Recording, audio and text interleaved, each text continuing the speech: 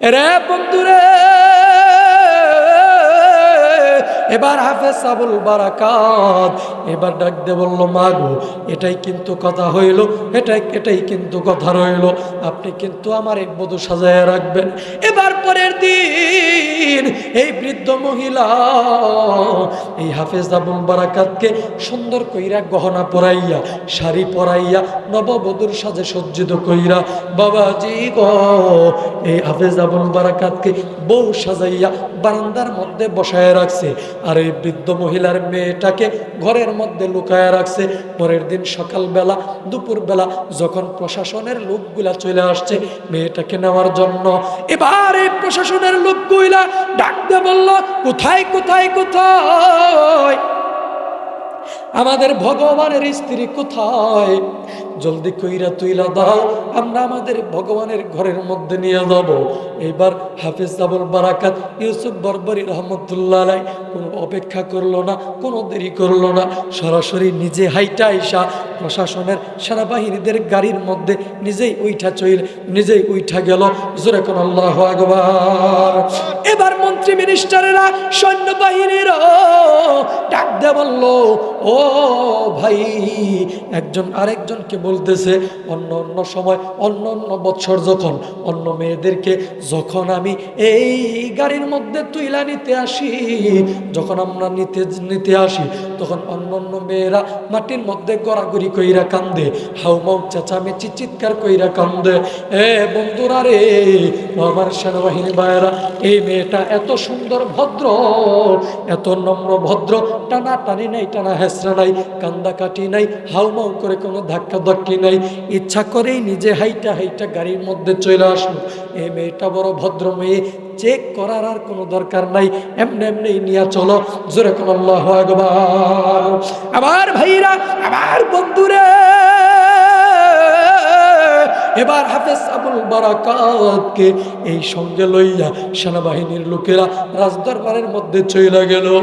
রাজা এবার প্রেসিডেন্ট এইবার এই হাফেজ আবুল বারাকাতকে চেক করবে।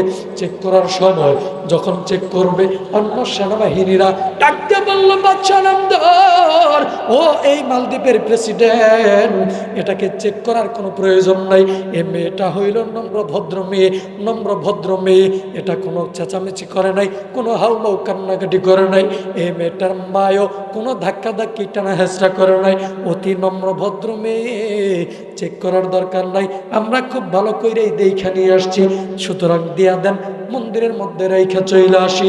এবার বন্ধুরে,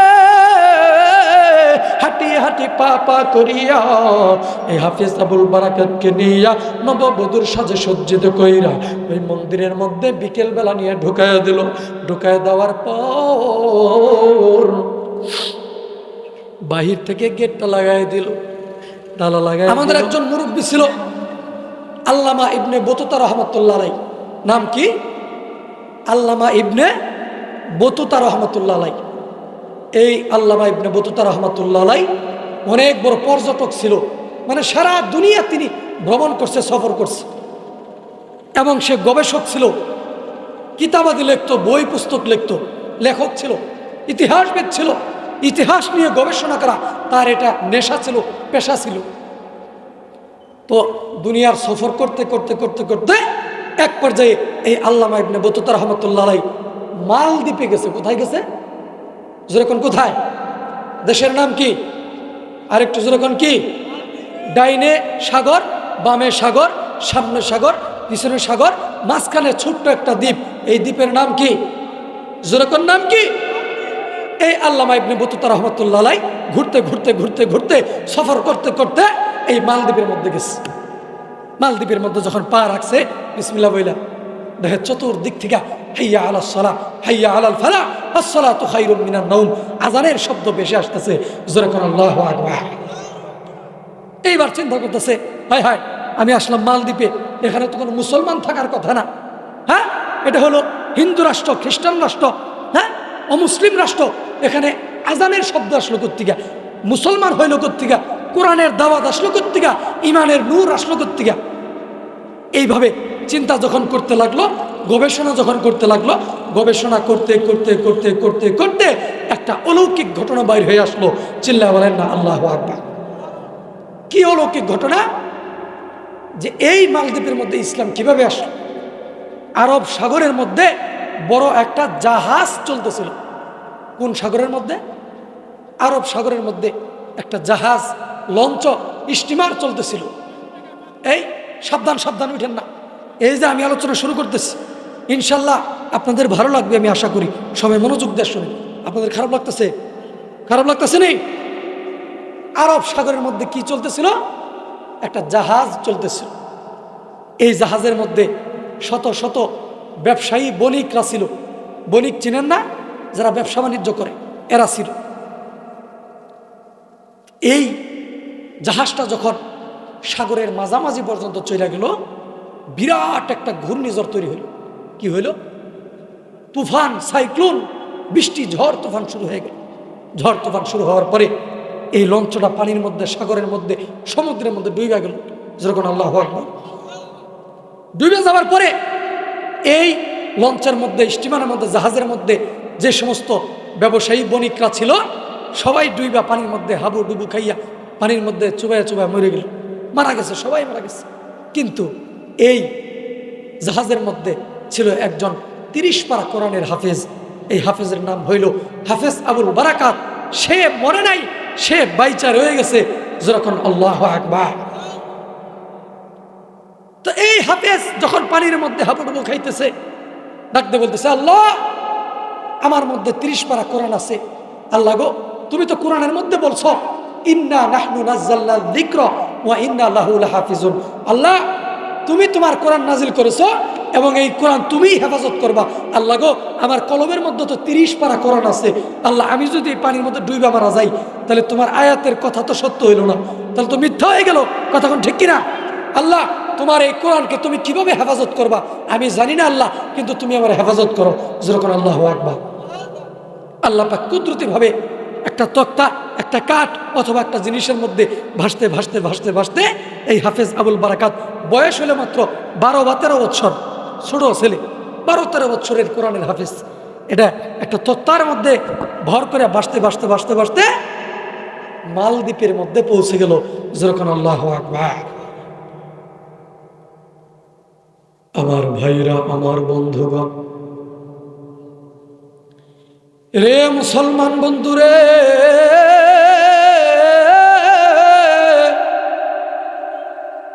এবার হাফেজ আবুল বারাকাত পানির মধ্যে ভাসতে ভাসতে মালদ্বীপের মধ্যে পৌঁছে গেল। মালদ্বীপের মধ্যে পৌঁছার পর সমস্ত শরীর লবণাক্ত হইয়া গেছে, সমস্ত কাপড় চোপড় ভিজা গেছে।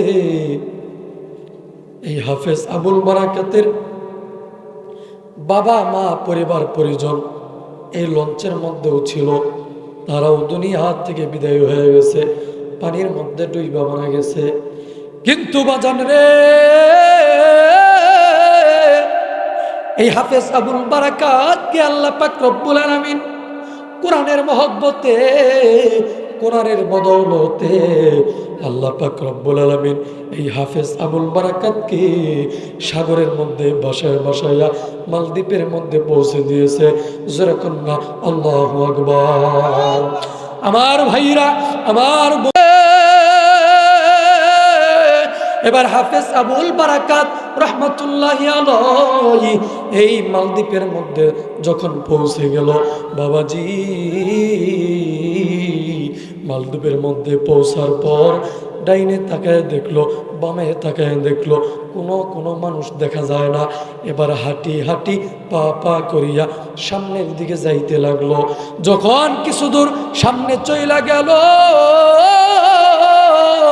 নজর কইরা দেখলো কোনো মানুষ দেখা যায় না। আরেকটু সামনে চইলা গেল, আরেকটু সামনে যাওয়ার পর নজর কইরা দেখলো একজন হিন্দু ব্রাহ্মণ ঘন্টা বাজায় বাজায়া টুন টুন টুন টুন করতে করতে, ঘরটা বাজাইতে বাজাইতে মন্দিরে যাচ্ছে পূজা দেওয়ার জন্য।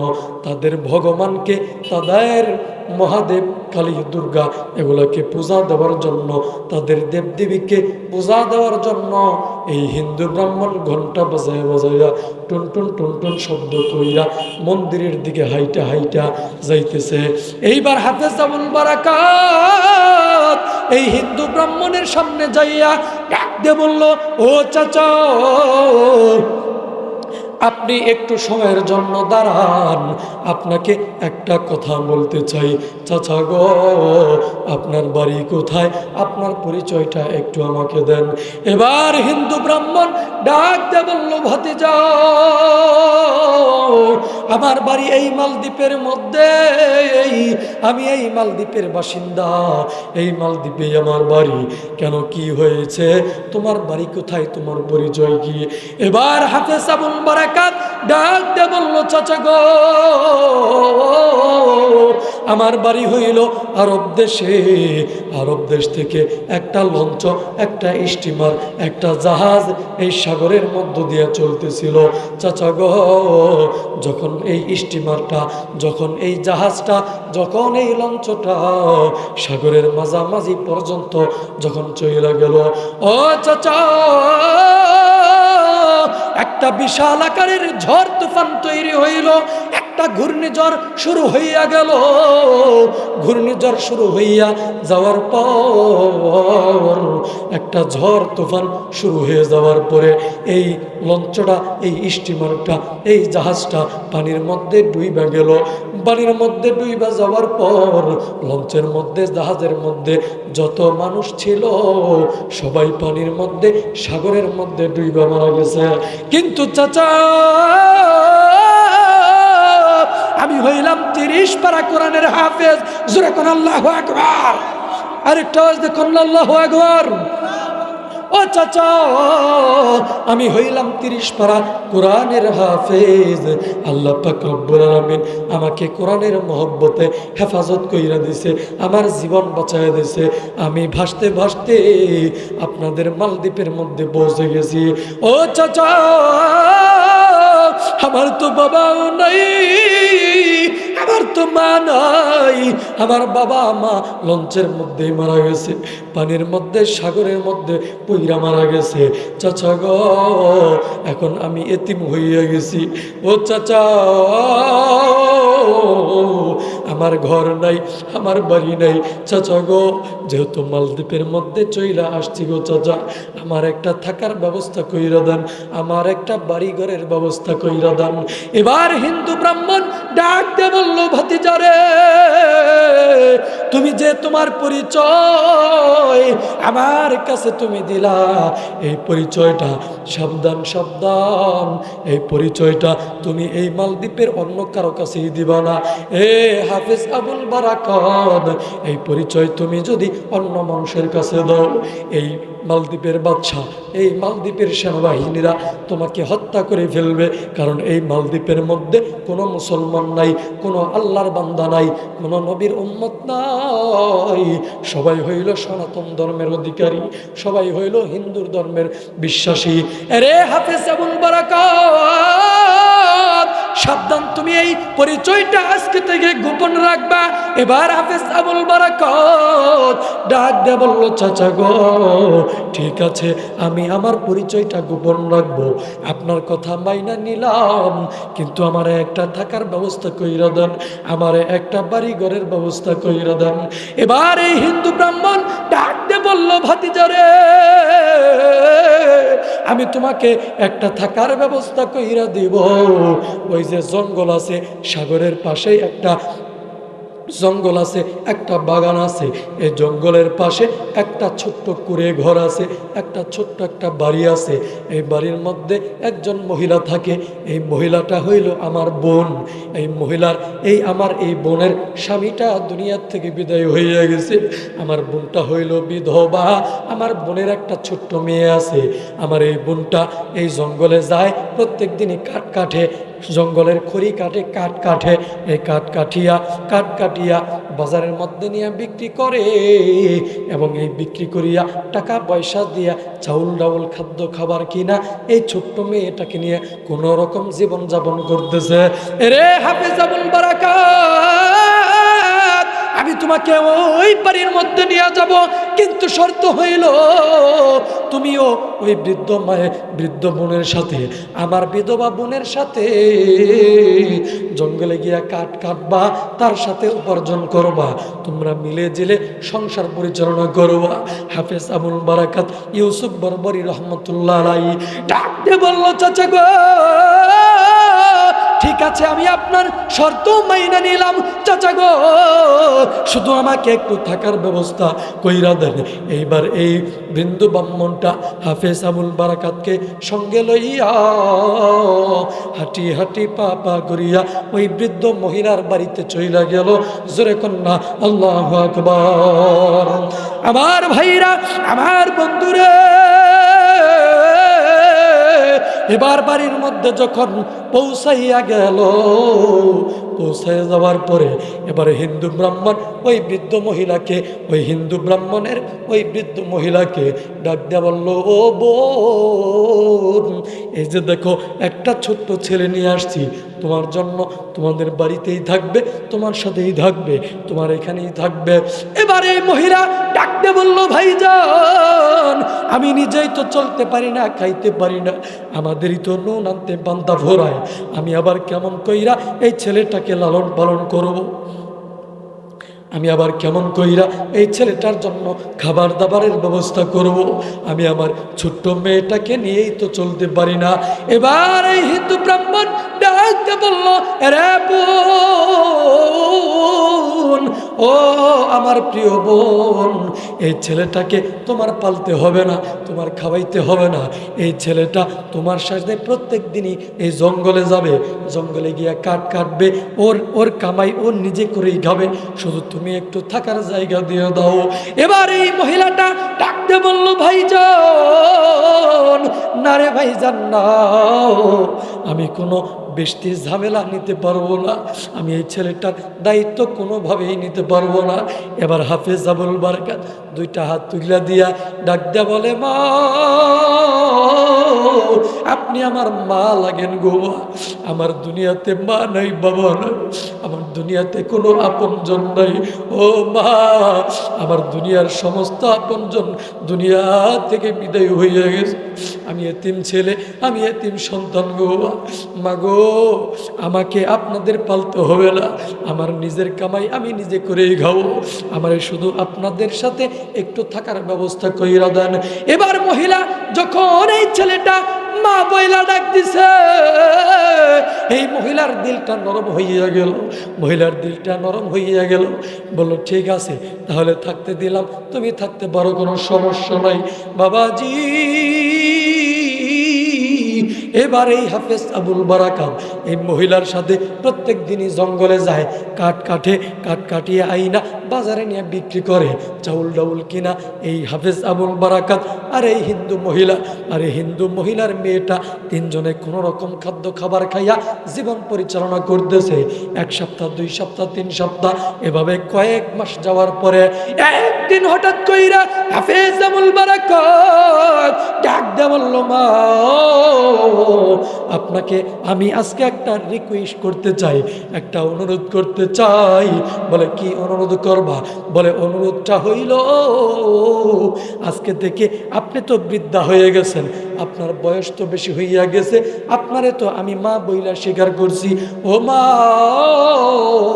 আজকে থেকে আপনি জঙ্গলে আর কাঠ কাটতে যাইতে পারবেন না, যত কামাই রোজগার করার দরকার আমি একাই করব, আপনারা শুধু বাড়িতে বসে থাকবেন, আপনার শুধু বাড়িঘর সামলাবেন, আর জঙ্গলে আপনাকে আর কালকে থেকে যাইতে হবে না। রে বাজান রে, এবার এই বৃদ্ধা মহিলা ডাক দিয়ে বলল, ঠিক আছে, আমি মাইনা নিলাম, আমি আর কালকে থেকে কাঠ কাটতে যাব না, জঙ্গলে আর খড়ি কাটতে যাব না। এবার কালকে এভাবে এখন থেকে হাফেজ আবুল বারাকাত একা একাই জঙ্গলে যায়, একা এলায় একা একাই কাঠ কাটে, একা একাই বাজারে নিয়ে বিক্রি করে। হঠাৎ কইরা এভাবে কয়েকদিন যাওয়ার পর হঠাৎ করে একদিন হাফেজ আবুল বারাকাত জঙ্গল থেকে কাঠ কাটিয়া বাজারে নিয়ে বিক্রি করছে।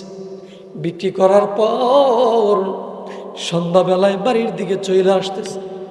যখন বাড়ির গেটের সামনে চলে আসলো, দরজার সামনে এসে দাঁড়াইলো, গেটের সামনে এসে দাঁড়াইলো। এবার হাফেজ আবুল বারাকাতের কানের মধ্যে আওয়াজ আসতেছে, কান্নাকাটির আওয়াজ আসতেছে বাড়ির ভিতর দিকে। কেমন কান্নাকাটির আওয়াজ! ওই বৃদ্ধ মহিলা ডাকতে বলে, মা ও আমার কলিজার টুকরা মেয়ে, আমার মনের মধ্যে ইচ্ছা ছিল তোরে একটা বড় ফ্যামিলি পরিবারের কাছে বিয়া দিও, সেই আশা আর পূরণ হইল না রে সন্তান। আমার ইচ্ছা ছিল তোরে অনেক লালন পালন কইরা বড় করব, ও আমার সন্তান মেয়ে, আমার সেই আশাটা নষ্ট হইয়া গেল। তোরে আর বাঁচাইতে পারলাম না, তোরে আর আমি রক্ষা করতে পারলাম না। আমি মা হইয়া তোরে আর বাঁচাইতে পারলাম না রে মেয়ে।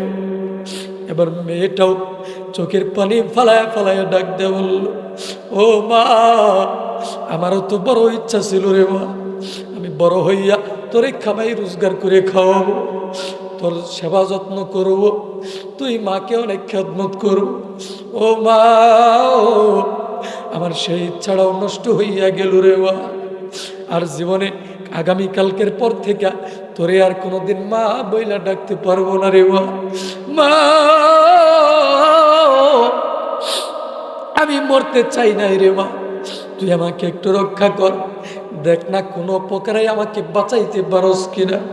এভাবে দুইজন যখন দুইজনকে চাপড়ে ধইরা এইভাবে গলাগুলি ধইরা ধইরা কাঁদতেছে, একজন আরেকজনকে ধইরা ধইরা হাউ মাউ করে চিৎকার চেঁচামেচি কইরা কাঁদতেছে। এবার হঠাৎ কইরা এই হাফেজ আবুল বারাকাত বাড়ির মধ্যে চাইয়া ডাক দিয়ে বলল, মা গো, কি জন্য কান্দেন? ও আমার ছোট্ট বোন, তুমি কি জন্য কান্দো? কি হয়েছে বলো না, কি সমস্যা বলো না, জলদি কইরা বলো না গো মা, বলো না। এবারে মহিলা ডাক দিয়ে বলল, রে সন্তান, আমি তোমার কাছে বলতে পারবো না, তোমাকে বললে তুমি কোনো উপকার করতে পারবা না, তুমি কোনো ফয়সালা দিতে পারবা না, আমি তোমার কাছে বলতে পারবো না। রে বন্ধু, এবার হাফেজ আবুল বারাকাত ডাক দে বলল, মা গো, কি হয়েছে বলেন না, কি সমস্যা বলেন না, দেখি আমি কোনো সমাধান করতে পারি কিনা। এইবার এই বৃদ্ধা মহিলা ডাক দে বলল, রে সন্তান, আমার সমস্যাটা হইল, আমাদের কান্নাকাটি করার কারণটা হইল এই মালদ্বীপের মধ্যে নির্দিষ্ট একটা সময়ে প্রত্যেক বছরে নির্দিষ্ট একটা তারিখে নির্দিষ্ট একটা দিনে ওই যে সমুদ্র আছে, সাগর আছে, ওই সমুদ্র সাগর থেকে বিশাল আকৃতির একটা দৈত্য দানব উঠা আসে। জোরে কোন আল্লাহু আকবার। জোরে বলেন, কি উঠা আসে? দৈত্য দানব উঠা আসে। মহিলা ডাকতে বলল, আমার সন্তান, ওই সমুদ্রের মধ্য থেকে একটা দৈত্য দানব উঠা আসে। এই দৈত্য দানব উঠা আইসা এই মালদ্বীপের মানুষের বাড়িঘর ভাঙ্গা ফেলায়, অনেক মানুষকে হত্যা করে ফেলে, অনেক মানুষকে মাইরা ফেলে।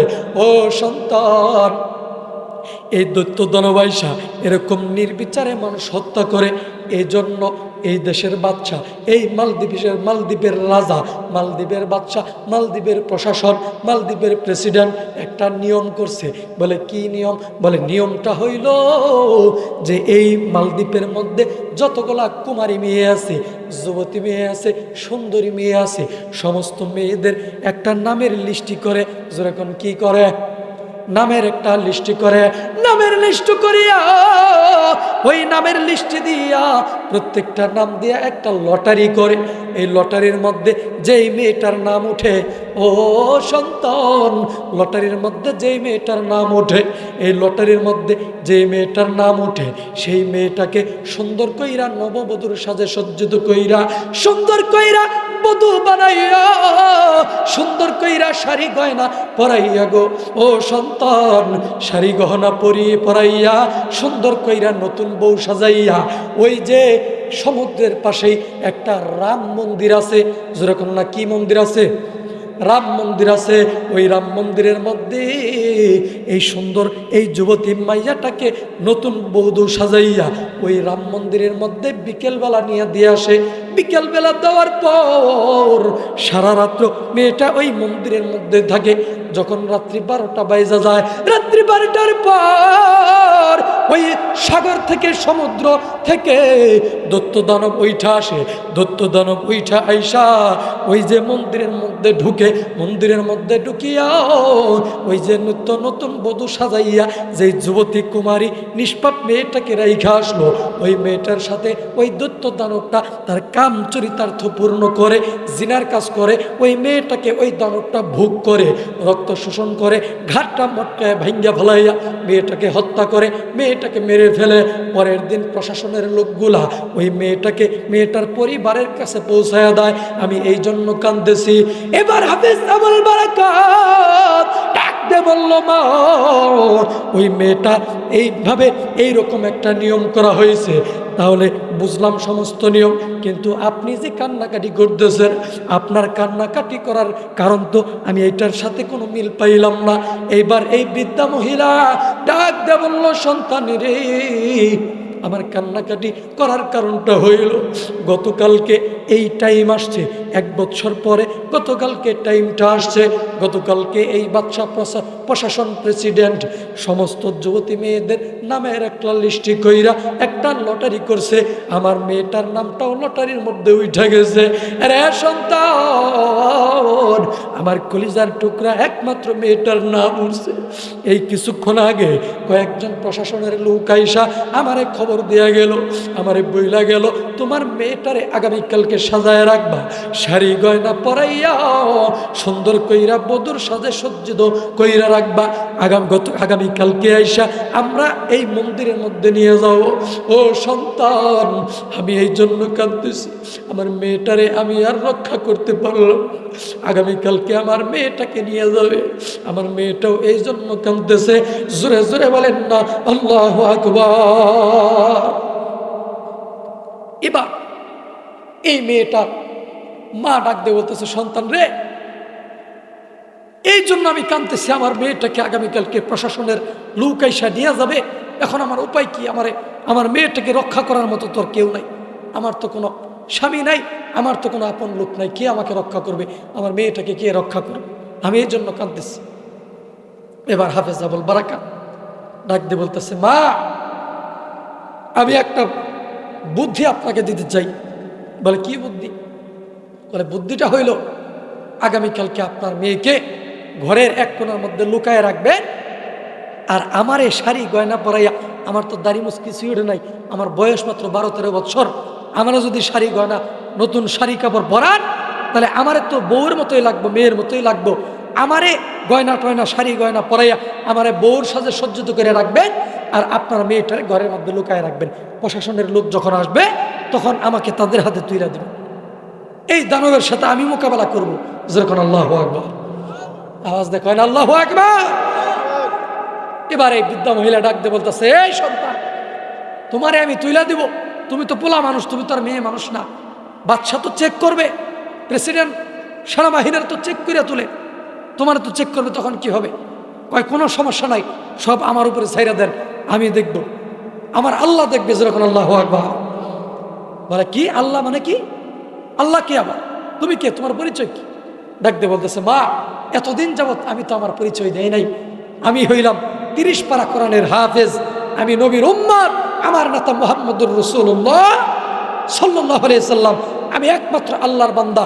আল্লাহকে ছাড়া কোনো ইমানদার ব্যক্তি, কোনো মুসলমান, কোনো মুমিন একমাত্র আল্লাহ ছাড়া দুনিয়ার কোনো দৈত্য দানব, এমপি, মন্ত্রী, প্রেসিডেন্ট, কোনো স্বৈরাচার, কোনো মানুষকে, কোনো ইমানদার আল্লাহ ছাড়া কাউকে ভয় পাইতে পারে না।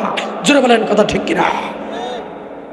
মাগো, আমি হইলাম কোরআনের হাফেজ, আমার কাছে কোনো অস্ত্র নাই, বিমান নাই, কামান নাই, পিস্তল নাই, গুলি নাই, কিচ্ছু নাই, তরবারি নাই, ছুরি নাই, চাকু নাই, কিচ্ছু নাই। আমার উপর ছাইরা দেন বার, আমার আল্লাহ আমার হেফাজত করবে। আর আমি আল্লাহর 30 পারা কোরআন দিয়ে, এই 30 পারা কোরআন আমার বুকের মধ্যে, দিলের মধ্যে, কলমের মধ্যে, সিনার মধ্যে জায়গা দিস। এই কোরআন দিয়ে আমি মোকাবেলা করব ইনশাআল্লাহ। আল্লাহ পাক কোরআনের পক্ষে বিজয় দান করবে। জোরে বলেন না আল্লাহু আকবার।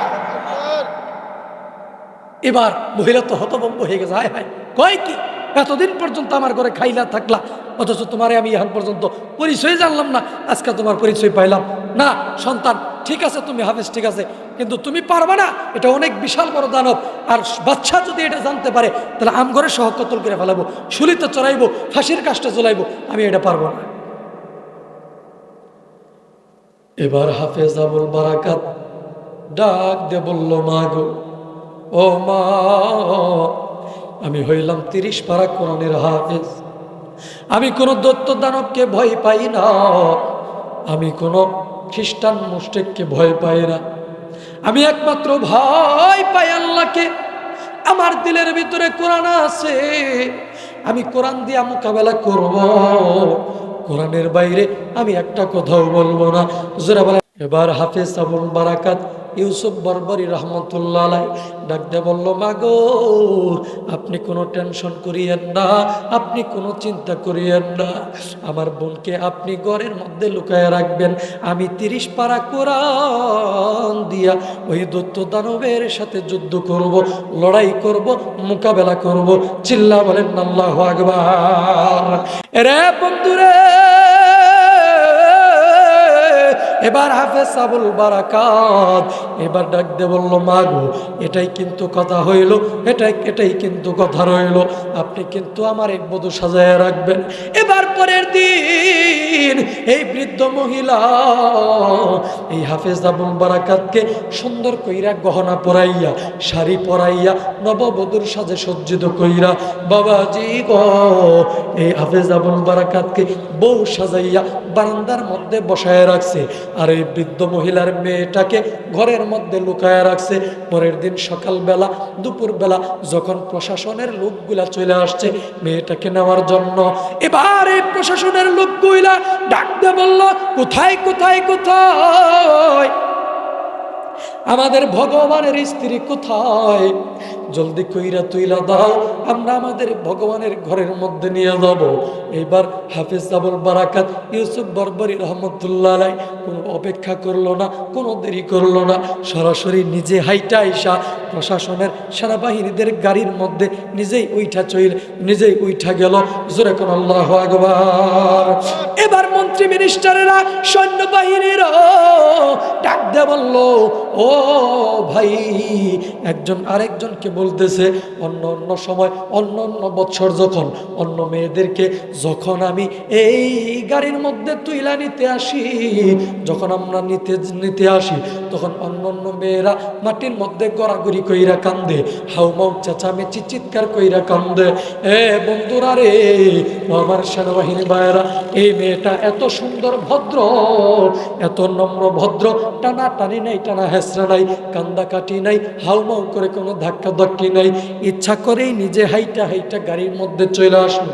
এই মেয়েটা বড় ভদ্র মেয়ে, চেক করার আর কোনো দরকার নাই, এমনি নিয়ে চলো। জোরে কোন আল্লাহু আকবার। আমার ভাইরা, আমার বন্ধুরে, এবার হাফেজ আবুল বারাকাতকে এই সঙ্গে লইয়া সেনাবাহিনীর লোকেরা রাজদরবারের মধ্যে চলে গেল। রাজা এবার প্রেসিডেন্ট এইবার এই হাফেজ আবুল বারাকাতকে চেক করবে। চেক করার সময় যখন চেক করবে, অন্য সেনাবাহিনীরা ডাকতে বলল, বাদশা নামদার, ও এই মালদ্বীপের প্রেসিডেন্ট, এটাকে চেক করার কোনো প্রয়োজন নাই, এ মেয়েটা হইল নম্র ভদ্র মেয়ে, এটা কোনো চেঁচামেচি করে নাই, কোনো হাউমাউ কান্নাকাটি করে নাই, এই মেয়েটার মায়ও কোনো ধাক্কি টানা হেঁচড়া করে নাই, অতি নম্র ভদ্র মেয়ে, চেক করার দরকার নাই, আমরা খুব ভালো কইরাই দেখা নিয়ে আসছি, সুতরাং দিয়া দেন, মন্দিরের মধ্যে রেখা চলে আসি। এবার বন্ধুরে, হাঁটি পা করিয়া এই হাফেজ আবুল বারাকাতকে নিয়া নববধূর সাজে সজ্জিত কইরা ওই মন্দিরের মধ্যে বিকেল বেলা নিয়ে ঢুকাইয়া দিল। ঢুকাইয়া দেওয়ার পর বাহির থেকে গেটটা লাগাই দিল, তালা লাগাই দিল, গেটটা আটকাই দিল, দরজাটা তালা লাগাই দিল। সন্ধ্যার আগ দিয়ে বিকেল বেলা হাফেজ আবুল বারাকাত এই রাম মন্দিরের মধ্যে ঢুকাই দিয়া সেনাবাহিনীর লোকেরা সবাই চইলা গেছে। সন্ধ্যা পার হয়ে যাচ্ছে, রাত্রি হইয়া গেল। মালদ্বীপের সমস্ত মানুষেরা যার যার বাড়ির ঘরের দরজা জানালা আটকায় লাগাই দিয়া ঘুমায়। সবাই আতঙ্কে আছে, সবাই ভয়ের মধ্যে আছে। না জানি কার বাড়ির মধ্যে আবার দানব চলে আসে। এর বন্ধুরে, এই মালদ্বীপের মাত্র 3 জন মানুষ জাগ্রত। একজন হইল হাফেজ আবুল বারাকাত, আর একজন হইল ওই বৃদ্ধ মহিলা, ওই বৃদ্ধ মহিলার মেয়ে। এই দুইজনে কান্নাকাটি করতেছে আর বলতেছে, হায় হায়, ছেলেটাকে তো পাঠাইলাম, নাকি আবার ধরা খাইয়া যায়। ধরা খাইয়া গেলে আমাদের তো রেহাই নেই, আমাদের তো কল্লা থাকবে না। ও ভগবান, কেমন করে কি হইবে। এবারে মেয়েটা ডাকতে বলল, ও মা, আমাদের ভাইয়া যে কথা বলল, ভাইয়া বলল সে নাকি কোরআনের হাফেজ, সে নাকি মুসলমান, সে নাকি ইমানদার, সে নাকি কোরআন দিয়ে যুদ্ধ করবে, কোরআন দিয়ে নাকি ওই সেই দানব দত্ত দানবের সাথে মোকাবেলা করবে। আমি কথা দিলাম গো মা, আমার ভাইয়া যদি ওই দানবের সাথে যুদ্ধ কইরা পারে, যুদ্ধ কইরা জিততে যদি পারে, সর্বপ্রথম এই মালদ্বীপের মধ্যে আমি তার হাতে হাত রেখা কালেমা পইরা মুসলমান হয়ে যাব। জোরে কন্যা সুবহানাল্লাহ। রে বন্ধুরে, এবার যখন সন্ধ্যা পার হইয়া রাত্রি হইয়া গেল বাবাজি, এবার হাফেজ আবুল বারাকাত এই মন্দিরের সামনে দিয়া ছোট্ট একটা দরজা আছে, এই দরজা দিয়া সাগরের পাশে গিয়া সুন্দর কইরা অজু বানাইলো।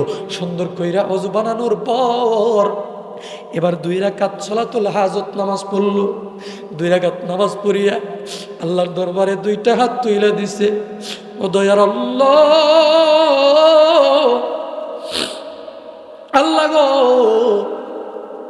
বহুত দিন আগে সাগরের মধ্যে লঞ্চ ডুইবা পড়ে গেছিলাম, সেখানে সমস্ত মানুষ মারা গেছিল, কিন্তু আল্লাহ তুমি আমার এই কোরআনের বদৌলতে হেফাজত করছো। ও দয়ার আল্লাহ, আজকে ওই মালদ্বীপের মধ্যে একটা দত্ত দানব এসে কুসংস্কার চালু করছে, একটা খারাপ একটা নিয়ম চালু করে দিছে, মানুষ ইসলাম থেকে দূরে সইরা গেছে। ও দয়ার আল্লাহ, একমাত্র তোমার উপর ভরসা কইরা আমি এই মালদ্বীপের মধ্যে এই মন্দিরের মধ্যে চলে আসছি গো আল্লাহ। ও দয়ার মালিক, আমি তো, আমার কাছে বিমান নাই, কামান নাই, আমার কাছে তো কোনো অস্ত্র নাই, আমার কাছে তো কোনো কিছু নাই যেটা দিয়ে আমি ওই দত্ত দানবের সাথে আমি কি করব, মোকাবেলা করব। ও দয়ার আল্লাহ, আমার দিলের মধ্যে একমাত্র তোমার কোরআনের জায়গা দিছি, কোরআনের মহব্বত আমার দিলের মধ্যে আছে। আল্লাহ তুমি তো বলেছো, ইন্না নাহনু নাযালনা যিকরা ওয়া ইন্না লাহু লাহাফিজুন। আল্লাহ কোরআন নাজিল করছো তুমি, কোরআন হেফাজত তুমি করবা। ও দয়ার মালিক, আমার দিলের মধ্যে 30 পারা কোরআনের জায়গা দিছি।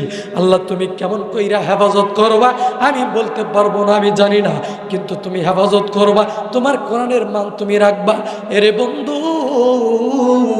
এইভাবে হাফেজ আবুল বারাকাত দোয়া করতেছে আর চোখের পানি ভালাইতেছে, দোয়া করতেছে আর চোখের পানি ভালাইতেছে, দোয়া করতেছে আর চোখের পানি ভালাইতেছে। এভাবে রাত্রি পার হইতে হইতে কয়েক ঘন্টা অতিবাহিত হওয়ার পরে রাত্রি 12টা যখন পার হইয়া গেল, রাত্রি 12টা যখন পার হইয়া গেল, এবার হাফেজ আবুল বারাকাত সুন্দর কইরা কোরআন তেলাওয়াত শুরু কইরা দিল। সূরা ফাতিহা থেকে শুরু করে নিয়ে আলহামদুলিল্লাহি রাব্বিল আলামিন, আলিফ লাম মিম, যালিকাল কিতাবু লা রাইবা ফীহি হুদাল লিল মুত্তাকিন, এখান থেকে পড়া শুরু কইরা দিল। আরে বন্ধু, রাত্রি 12টা পার হওয়ার পর নজর কইরা দেখে সাগরের মধ্য থেকে, সমুদ্রের মধ্য থেকে হু হু রু রু শব্দ কইরা, হা হা শব্দ কইরা বিশাল আকৃতির একটা দত্ত দানব উইঠা চলে আসতেছে। জোরে কোন আল্লাহু আকবার।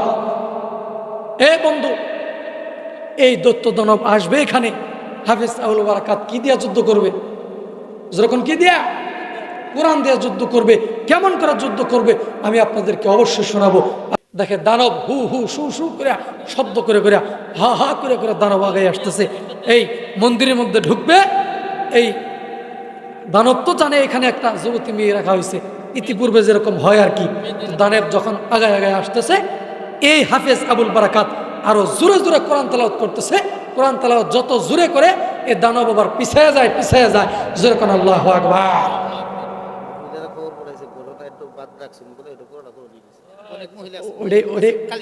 ওটাই কইতেছে। ও মা, আমি কইতে রাজি আছি, কিন্তু টেহা দেওয়ার লাগবে, টেহা ছাড়া কম না, নাকি কোন আপনারা বাজান কি কন? টেহা না, টেহা ছাড়া কোনো ওয়াজ চলবো না আজকে, টেহা হইব তারপরে ওয়াজ। ওয়াজ আজকে আপনার জন্য হার রাত করবো, তো টেহা দেন। না না, ওই ওই ওই ভাই টাকা দিছে, বলার সাথে সাথে 1000 টাকা দিয়ে দিছে, আলহামদুলিল্লাহ। না না, আমি আপনাদের ব্যবহারে আমি খুব সন্তুষ্ট, আমি খুব খুশি, আনন্দিত। আপনারা খুব অল্প মানুষ হলেও যে পরিমাণ টাকা দান করছেন, আলহামদুলিল্লাহ, খুব খুশি হয়েছে, আলহামদুলিল্লাহ। গতকালকে এক মাহফিল গেছিলাম, এই মানুষগুলো এত কষ্ট, তারপরে 10,000 20,000 করে লেখাইছে। যাক গে, আপনারা তো মানুষ কম, মানে তো মানুষ মেলা আসলো, মেলা মানুষ। এইবার হাফেজ আবুল বারাকাত কোরআন তেলাওয়াত করতেছে, যত জোরে কোরআন তেলাওয়াত করে এই দানব, দৈত্য দানব খালি পিছনে যায়, আবার কোরআন তেলাওয়াত আওয়াজ একটু কমে, আবার সামনে আগায় আসে, এইভাবে যুদ্ধ জিহাদ চলতেছে। এবার হাফেজ আবুল বারাকাত ডাক দেয়া বলল, আল্লাহ গো, ও দয়ার আল্লাহ, আমার কানে কোনো অস্ত্র নাই, আমার কাছে কোনো বিমান নাই, কামান নাই, পিস্তল নাই, গুলি নাই, আমার কাছে কোনো অস্ত্র নাই, যেই অস্ত্র দিয়া আমি এই দৈত্য দানবটাকে হত্যা করব, এই দৈত্য দানবের সাথে যুদ্ধ করব, আঘাত করব। ও দয়ার আল্লাহ, আমার দিলের মধ্যে 30 পারা কোরআন আছে, আল্লাহ আমি কোরআন তেলাওয়াত করতেছি, তুমি তো কোরআনের মধ্যে বলছো, ইন্না নাহনু নাযালনা যিকরা ওয়া ইন্না লাহু লাহাফিজুন। আল্লাহ গো, আল্লাহ তুমি আমারে হেফাজত করো, আল্লাহ তুমি তোমার কোরআনকে হেফাজত করো, আল্লাহ কোরআনকে হেফাজত করো। আমি এই কোরআনের মাধ্যমে এই মালদ্বীপের মধ্যে কালিমার পতাকা উড়াইয়া দিব। জোরে কোন আল্লাহু আকবার। বাজান রে, এবার হাফেজ আবুল বারাকাত ইউসুফ বারবরি রহমাতুল্লাহ আলাইহি চিল্লায়া জোরে জোরে কোরআন তেলাওয়াত করা শুরু করলো। যত জোরে কোরআন তেলাওয়াত করে দৈত্য দানব পিছনের দিকে হইটা যায়, চলে যায়। আবার যখন আওয়াজ কইমা যায়, আবার এই দৈত্য দানব সামনের দিকে আগায় আসে। এভাবে কয়েক ঘন্টা যখন অতিক্রম হয়ে গেল, যখন দেখতেছে কোনো কাজ হয় না, এবার হাফেজ আবুল বারাকাত সরাসরি আজান দেওয়া শুরু কইরা দিল। জোরে কোন আল্লাহু আকবার। যখন বাজার আজান দিল, তখন লক্ষ্য কইরা দেখলো এই দৈত্য দানবের মাথার মধ্যে কেমন জানি আগুন ধইরা গেছে। জোরে কোন আল্লাহু আকবার। মাথার মধ্যে আগুন ধইরা গেছে, মাথার মধ্যে আগুন ধরতে ধরতে আস্তে আস্তে নিচের দিকে আগুন আসতেছে। আবার কোরআন তেলাওয়াত শুরু কইরা দিল। এক পর্যায়ে লক্ষ্য কইরা দেখলো এই দৈত্য দানবের পুরো শরীরের মধ্যে আগুন ধইরা গেছে। আগুন ধইরা আগুনের মধ্যে পুইরা সারখার হইয়া গেল। এই দৈত্য দানব পানির মধ্যে পুইরা মারা গেল। জোরে কন্যা আল্লাহু আকবার। বাজান রে, রাত্রি যখন শেষ হইয়া গেল, ফজর হইয়া গেল, সকাল হইয়া গেল, ভোর হইয়া গেল। এবার হাফেজ আবুল বারাকাত ফজরের নামাজ আদায় করিয়া এইবার হাফেজ আবুল বারাকাত সুন্দর কইরা এই শাড়ি গয়না খুলিয়া, নববধূর সাজে যে সজ্জিত করছিল, শাড়ি গয়না খুলিয়া হাফেজ আবুল বারাকাত সুন্দর কইরা বইসা রইছে। সকালবেলা প্রশাসনের প্রেসিডেন্টের পক্ষ থেকে প্রশাসনের লোক আইসা যখন এই গেটটা খুললো, তালাটা খুললো, দরজাটা খুললো, নজর কইরা দেখলো একটা যুবক, একটা ছেলে, একটা ছোট্ট একটা যুবক ছেলে বইসা রইছে। কোনো মেয়ে নাই, কোনো যুবতী মেয়েও নাই, কোনো লাশ নাই, কিচ্ছু নাই। টকটকে টকবগে সুন্দর একটা যুবক ছেলে বইসা রইছে। জোরে কোন আল্লাহু আকবার। এবার এই অবস্থা দেখিয়া এই প্রশাসনের লোকগুলা পিছন দিকে একটা দৌড় মারছে, একটা দৌড় মাইরা পিছনের দিকে চইলা গেছে। এবার মনে করছে এটাই নাকি আবার দৈত্য, নাকি এটাই আবার দানব, ঘটনা কি বুঝলাম না। আবার দৌড় মাইরা আইসা ডাক দিয়ে বলতেছে, হে তুমি কি, তোমার নাম কি, তোমার পরিচয় কি? গতকালকে এইখানে তোমাকে রাইখা গেলাম, একটা যুবতী মাইয়া সুন্দর কইরা বউ সাজাইয়া শাড়ি গয়না পরাইয়া তোমারে এইখানে রাইখা গেলাম, কিন্তু তুমি ছেলে হইলা কেমনে, তুমি আমার বাইচা রইলা কেমনে? দানব আসে নাই, দৈত্য কি আসে নাই, তোমাকে কি হত্যা করে নাই? এবার হাফেজ আবুল বারাকাত ডাক দেয়া বলল, না না না, এত কিছু ঘটনা আমি আপনাদের কাছে বলবো না। আপনারা আমাকে ওই রাজদরবারের মধ্যে নিয়ে যান, আমি মেন জায়গায় গিয়া ইসলামের কালিমার সুইচ আমি টিপ দিব, এইখান থেকে কালিমার বাতি জ্বালায়া দিব। জোরে কোন আল্লাহু আকবার। এবার সৈন্যবাহিনীর দলেরা হাফেজ আবুল বারাকাতকে ওই রাজদরবারের মধ্যে নিয়ে গেল। রাজদরবারের মধ্যে নেওয়ার পর ওই রাজা জিজ্ঞাসা করতেছে, তোমার নাম কি, তোমার পরিচয় কি, জলদি কইরা বলো, তোমার কি হইল? তোমারে তো গতকালকে মহিলা রাইখা আসছিল, সৈন্যবাহিনীরা যুবতী একটা বধূ সাজাইয়া রাইখা আসছিল, কেমন করে কি হইল জলদি কইরা বলো না রে, সব বলো না রে ছেলে।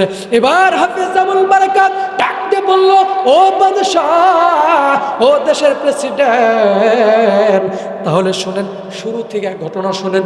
শুরুতে জাহাজের মধ্যে ছিলাম, জাহাজ ডুবে গেল, সমস্ত মানুষ মারা গেল, আমি একাই মালদ্বীপে চলে আসলাম, একটা বাড়িতে আশ্রয় নিলাম, সেই বাড়ির সেই মহিলার বৃদ্ধ মাকে আমি মা বইরা ডাকলাম, অবস্থান করলাম। সেই মেয়েটার নাম লিস্টের মধ্যে আসছিল, প্রশাসনের লোক তাকে জানাই দিল ওই মেয়েটাকে নাকি মন্দিরের মধ্যে নিয়ে যাবে।